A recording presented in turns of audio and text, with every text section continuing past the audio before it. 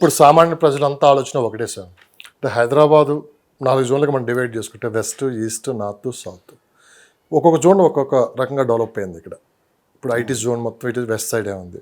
Hitech city కావచ్చు, గచ్చిబౌలి, ఇవన్నీ మొత్తం విపరీతమైన డిమాండ్ అయితే ఇక్కడ ఉంది. వెస్ట్, నార్త్, సౌత్ ఎలా ఉందో మీరు చూశారు.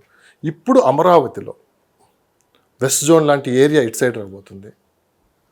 నార్త్ ఎలా డెవలప్మెంట్ ఉంటుంది, సౌత్ ఎలా ఉండబోతుందని చెప్పి కూడా చాలామంది ఒక కన్ఫ్యూజ్ వాతావరణంలో ఉన్నారు. ఎందుకంటే హైదరాబాదు మీరు చూస్తూనే ఉన్నారు, వెస్ట్ జోన్కు ఉన్న డిమాండింగ్ ఎక్కడా లేదు. అలాంటి వెస్ట్ జోన్ లాంటి ఏరియా అమరావతిలో ఎక్కడ రాబోతుందండి? నాకు తెలిసి అమరావతి చుట్టూ పక్కన పెడితే మీకు వైజాగ్ ఒకటి బాగా డెవలప్ అవుతుంది.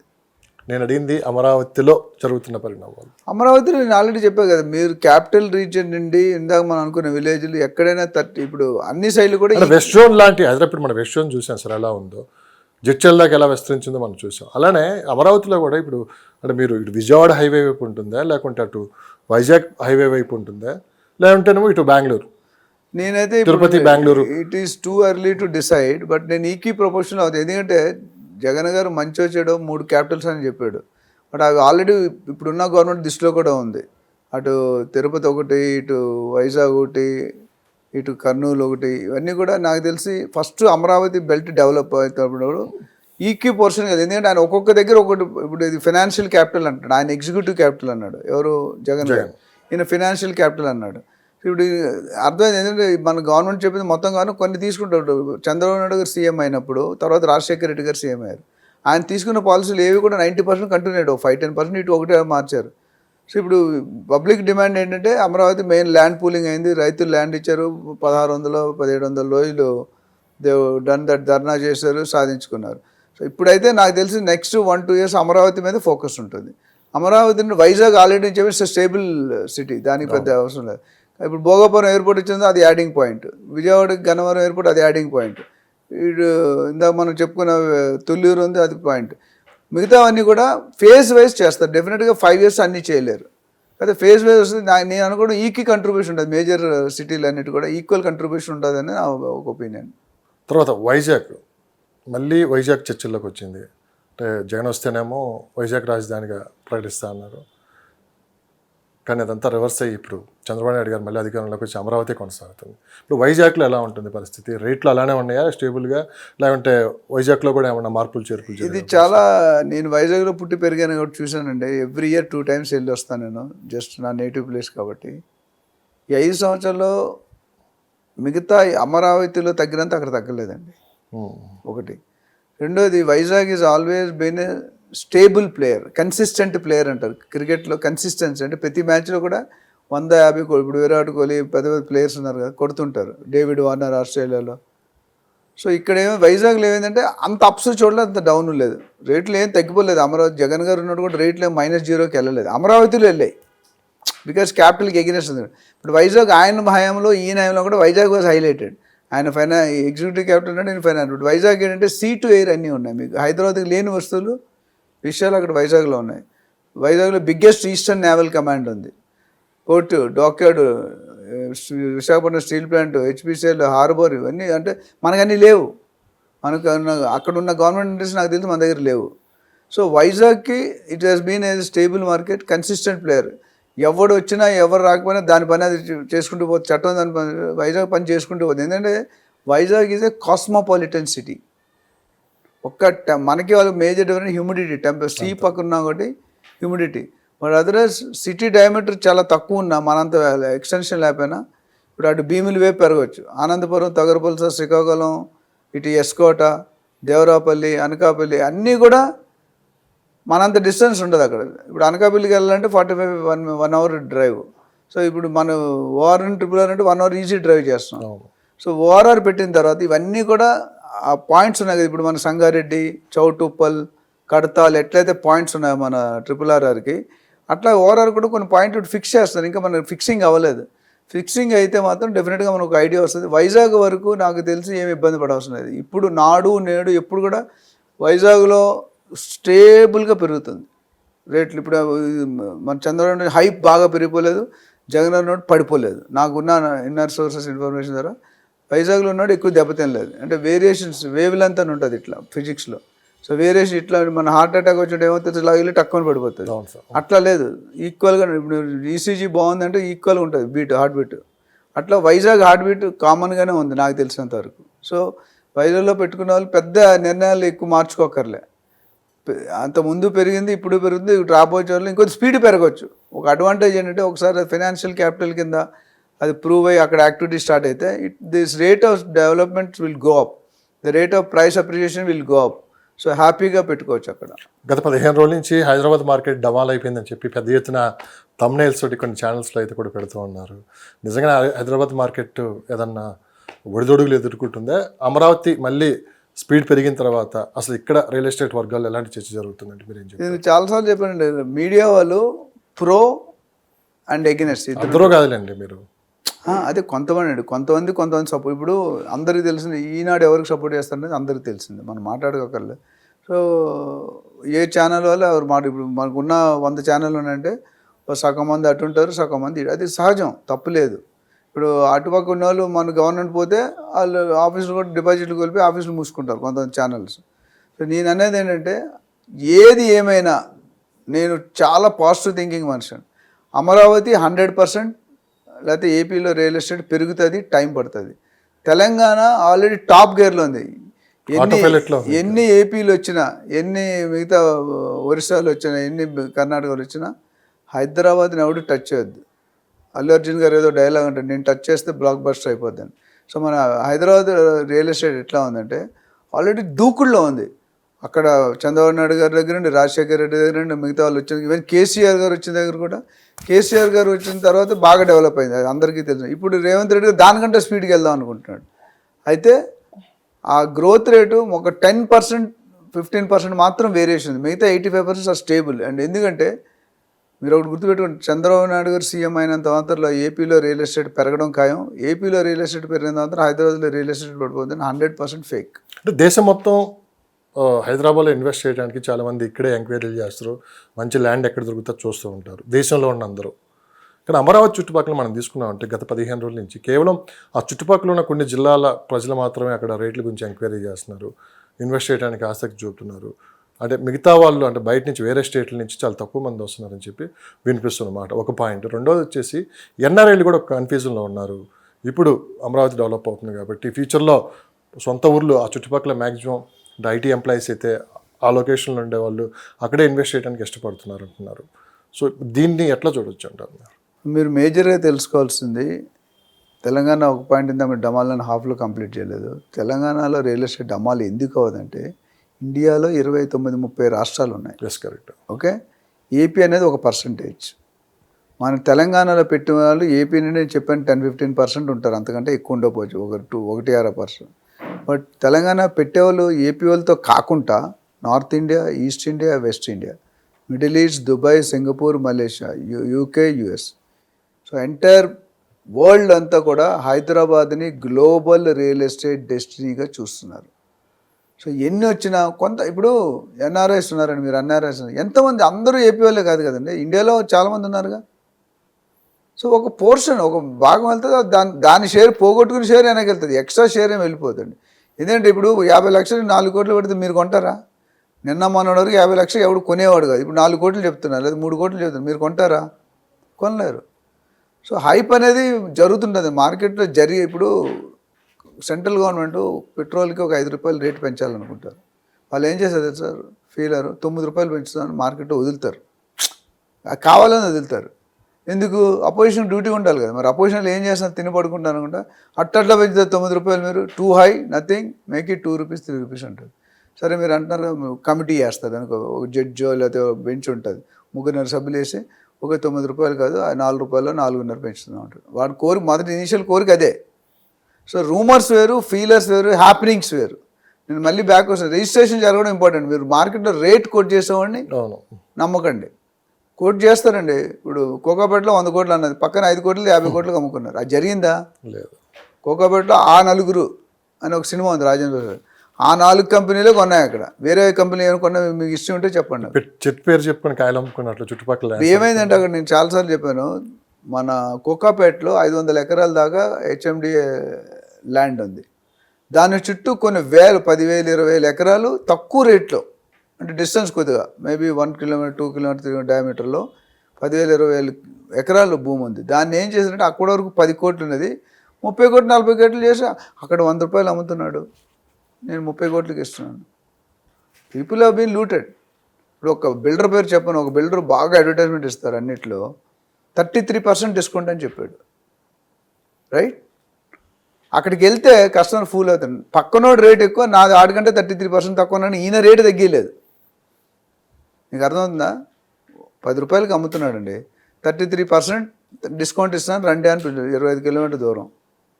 అక్కడికి వెళ్ళిన తర్వాత నా పక్క ప్రాజెక్ట్ 13 రూపాయలు అమ్ముతున్నాడు, నేను 10 రూపాయలకి అమ్ముతున్నాను. అది ఎంతవరకు correct? So many things will happen. చట్టం దాని పని చేసు. Intelligent buyer will have to go. ఈ మీడియాలోను కొంతవరకు కరెక్ట్ ఉంటాయి, మీడియాలో వీ హ్యావ్ టు అప్రిషియేట్ కొన్ని చాలా ఫేక్ కూడా ఉంటాయి. మన ఎవరు కేటీఆర్ గారు రిజైన్ చేసాడని పెట్టాడు, ఆయన పవర్లో ఉన్నాడు, యూట్యూబ్లో వ్యూస్ కోసం పెట్టాడు, తర్వాత చూస్తే ఏం లేదు అక్కడ. సో కొన్ని పెడుతుంటారు, బట్ కొంత క్వాలిటీ కూడా మెయింటైన్ చేస్తారు. So we have to see a mixed opinion. So ఎవరైనా రేట్లు పెరిగాయంటే బ్లైండ్ వెళ్ళకుంటే నా సజెషన్ ఏంటంటే, especially if you're a first time buyer or second time buyer, please go through a professional agent. Will have a day to. ఇప్పుడు నాకు day in day out మీరు నా దగ్గరికి ఎందుకు వచ్చారు, ఇన్ని వీడియోలు మాట్లాడడం, ఎన్ని వ్యూస్ వస్తాయి, ఎంతమంది పబ్లిక్ ఉపయోగపడుతుందో మీకు తెలుసు.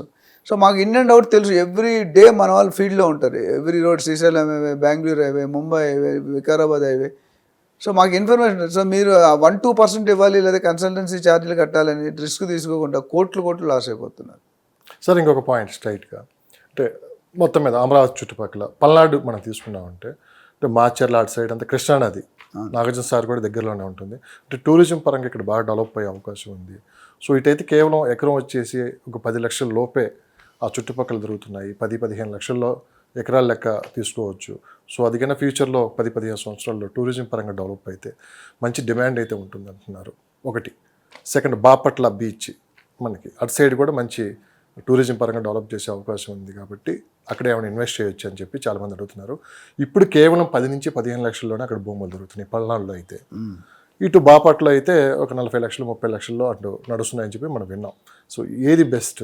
నిజంగానే ఇక్కడ ఇన్వెస్ట్ చేస్తే ఒక 10 సంవత్సరాలు వెయిట్ చేయగలిగితే ఎలా ఉంటుంది? అది చాలా మంచి ప్రశ్న అండి. దానికి సూటిగా ఆన్సర్ చెప్పాలంటే, ఇప్పుడు తెలంగాణలో మూసీ నది అంతమంది ఎవరు పట్టించుకోలేదు. కరెక్ట్. ఇప్పుడు మూసీ నదిని they are making a tourism point. అంటే ఆ రోడ్డు మీద వెళ్తే విపరీతం, 2 వీలర్ అయితే సచి కార్ అంటే గ్లాస్ ఉండకూడదు, కొద్దిగా కార్లో కూడా వస్తుంది. 2 వీలర్ వెళ్తే యూ కెనాట్ ట్రావెల్, నడుచుకొని వెళ్ళలేరు. కానీ ఈరోజు దాన్ని శుద్ధీకరణ చేసి దాన్ని ఒక టూరిజం స్పాట్గా చేసి దాని ఇన్కమ్ కూడా జనరేట్ చేస్తున్నారు. అదొక అంటే వెన్ యూ సే టూరిజం, కొన్ని రాష్ట్రాల మీద గోవా టూరిజం మీదే బతుకుతుంది. అట్లా మేఘాలయ, మిజోరాం అటు కొన్ని టూరిజం ఇన్కమే ఎక్కువ. మన అంతకుముందు ఎర్లియర్ డీజీపీ ఉండేవారు స్వర్ణజిత్ సేన్ అని, బ్యూటీయెస్ట్ డీజీపీ ఆఫ్ ఆంధ్రప్రదేశ్. ఆయన ఐపీఎస్ సర్వీస్ అయిపోయాక ఎక్స్టెన్షన్లో టూరిజం ఎండీగా వేశారు ఆయన కలిసినట్టు చెప్తున్నాడు. చాలా రాష్ట్రాలు ఇండియాలో ఈ ఇన్కమ్ డెవలప్ ఇండస్ట్రీలు లేవు అన్నింటిలో. ఈ tourism income one of the main sector. అదేవిధంగా మీరు చెప్పిన బాపట్ల కానీ లేకపోతే కృష్ణా రివర్ కానీ డెఫినెట్గా మంచి ఆస్కారం అవుతుంది. ఎందుకంటే మంచి, ఇప్పుడు మన దుర్గం చెరువు కూడా ఒకప్పుడు ఏముందండి, ఇప్పుడు పెద్ద హైలైట్గా మాట్లాడుతున్నారు. ఒకప్పుడు రాళ్ళు రప్పలు అనేవారు, అక్కడ లైట్లు పెట్టి కొన్ని హట్స్ పెట్టి ఇది పెట్టి ఏదో షో చేశారు, కేబుల్ బ్రిడ్జ్ అని పెట్టి. ఇక్కడ మంచి అయితే మీరు ఇక్కడ చూసుకోవాల్సింది అవన్నీ కూడా 111 జీవోలో ఉంటాయి. అగ్రికల్చర్ ల్యాండ్స్లో ఇప్పుడు మనకి 111 జీవో 130,000 ఎకరాలు ఉంది తెలంగాణ. సో మీరు పర్పస్ చూసుకోవాలి. టూరిజంలో ఉన్నది ఏంటంటే, ఇప్పుడు ఫామ్ హౌస్ కాన్సెప్టే అది. ఫామ్ హౌస్ అర్థం ఏంటి? 111 జీవో కానీ, కన్జర్వేషన్ కానీ, ఎఫ్టీఎల్ కానీ, బయో కన్జర్వేషన్, ఈ జోన్స్లో మీరు peri urban zone 3. Peri urban జోన్లో ఓన్లీ 25% కట్టుకోవచ్చు, మీరు 100% కట్టుకోలేరు. నెంబర్ 1. నెంబర్ 2, అక్కడ R1, R2, R3, R4 జోన్లు ఉండవు. R1, R2 అంటే మీరు హైరేస్ కూడా కట్టుకోవచ్చు, కమర్షియల్ కూడా కట్టుకోవచ్చు, హోటల్ కూడా కట్టుకోవచ్చు. ఈ ఏవైతే ఈ టూరిజం ఉండే మోస్ట్ ఆఫ్ దెమ్, అన్నీ నేను చెప్పను, మోస్ట్ ఆఫ్ దెమ్ ఇప్పుడు కూడా మీ ఓఆర్ఆర్ వెళ్తే లెఫ్ట్ రైట్ 111 జీవో ఏరియాస్ ఉన్నాయి. మీకు ఏమి కన్స్ట్రక్షన్ కనిపించమే ఉన్నాయా? అందరూ కట్టలేరు. ఎన్జీటీ అనే ఒక బాడీ ఉంది, పేకమే కత్తి పెట్టి కూర్చుంటాడు. యూ కెనాట్ కన్స్ట్రక్ట్ చేయరు. లేకపోతే కేసీఆర్ గారు ఎప్పుడైతే సార్ ఎత్తడం కాలేదు కదా, స్టేట్ కంట్రోల్లో లేదు అది. ఎన్జీటీ అనేది నేషనల్ గ్రీన్ ట్రిబ్యునల్ అనేది సెంట్రల్ లెవెల్లో దే హ్యావ్ ఎక్స్క్లూజివ్ పవర్స్. సెక్యూరిటీలో CISF అని ఉంటుంది, central industrial security force. Suppose నువ్వు గోల్డ్ పట్టుకుంటూ దొరికావు అనుకో, నాకు ఎమ్మెల్యే తెలిసిన ఫస్ట్ అక్కడ కూర్చోబెట్టి వేసుకుంటాడు నేను. They don't bother about MLAs, MPs, chief minister చెప్పిన ఆల్ రూల్స్ వేరు ఉంటాయి. అట్లా ఎన్జిటి కూడా అదే power. They will not get influence by local ministers. వాళ్ళకున్న పారామీటర్స్లో ఉంటే మీకు పర్మిట్. సో ఎలా ఉంటుందండి నేను అడిగే స్ట్రైట్ ప్రశ్న అంటే 10 లక్షలు 15 లక్షల్లో ఇప్పటికీ అదే రేట్లో ఉన్నాయి అంటే పల్నాడు అండ్ చుట్టుపక్కల ప్రాంతాల్లో. నర్సరావుపేట ఆల్రెడీ డిస్టిక్ అయింది, ఆ చుట్టుపక్కల ఎకరం వచ్చేసి 50 లక్షల వరకు నడుస్తుంది. సో ఇది రైట్ టైం అయినా ఇప్పుడు తీసుకోవటం ఆ చుట్టుపక్కల? డెఫినెట్గా అండి. అంటే వాళ్ళకి అది నేను కంప్లీట్ చేయలేదు. వాళ్ళ మైండ్, వాళ్ళ ఇంపార్టెన్స్ దేనికి ఇస్తున్నారు, వాళ్ళు ఒక లగ్జరీ కింద ఉంచుకోవాలనుకుంటే డెఫినెట్గా కొనుక్కోవచ్చు. ఎందుకంటే ఎంటర్టైన్మెంట్ జోన్ అది. ఫామ్ హౌస్ కాన్సెప్ట్ అనేది, లేకపోతే ఇప్పుడు ప్రకాశం డిస్ట్రిక్ట్ ఉంది, కనిగిరి అని ఒక ఏరియా ఉంది, ఎకరం 30 లక్షలు, ఎర్రగంధపు చెట్లు వేసి 50% ఇన్కమ్ ఇస్తాడు. ఎంతవరకు అవుతలేదు, బట్ మామూలుగా మార్కెట్ 10 లక్షలు దొరుకుతుంది. 10 లక్షలు 9 లక్షలు 10 లక్షలు గేటెడ్ కమిటీ అని పెట్టి స్విమ్మింగ్ పూల్ అవి ఇవి కాతపెట్టి 20-30 లక్షలకు అమ్ముతున్నారు. సో ఆ ల్యాండ్ అనేది మీరు కన్స్ట్రక్షన్కి రాదు అనే పాయింట్ తెలుసుకోవాలి. చాలామంది ఎక్కడ బయర్స్ మోసపోతున్నారంటే ఫామ్ ప్లాట్స్ని ఓపెన్ ప్లాట్స్ కింద కొనేస్తున్నారు. ఓపెన్ ప్లాట్స్లో మీరు ఇల్లు కట్టుకోవచ్చు, ఫామ్ ప్లాట్స్ ఇల్లు కట్టుకోవడానికి లేదు. గెస్ట్ హౌస్ కట్టుకోవాలి అంటే 1000 గజాలు కొనుక్కుంటే 100 గజాల్లో కట్టుకోవాలి. ఇప్పుడు మీరు చెప్పిన ఏరియాలో కూడా టూరిజం పాయింట్ అన్నీ కూడా ఈ లిమిట్లోకి వస్తాయి. సో యాజ్ ఫార్ యాజ్ ఇప్పుడు ఎవరైనా రిసార్ట్ కట్టుకోవాలంటే వెరీ గుడ్. బాపట్ల అటు సైడ్ సూర్యలంక. ఎస్. సో ఆ ల్యాండ్ జోనింగ్లో ఎక్కడ ఇప్పుడు వీళ్ళు జోనింగ్ కూడా చేస్తారు. ఓఆర్ఆర్ వేసినట్టు జోనింగ్ కూడా ఇప్పుడు హెచ్ఎండి ప్లాన్ ఎక్కడ వేసినా అక్కడ వైజాగ్ మార్బండ గూడానో లేకపోతే గుంటూరు ఏదో పెడతారు. పెట్టండి. ఆ జోనింగ్లో స్పెసిఫై మన తెలంగాణలో అన్ని ఏరియాలో అన్నీ కట్టకూడదు, కొన్ని ఏరియాలో కొన్ని. ఇప్పుడు కోకాపేటలో హైరేజ్ కట్టవచ్చు, ట్రిపుల్ 1 జీవోలో హైరేజ్ కట్టలేరుగా.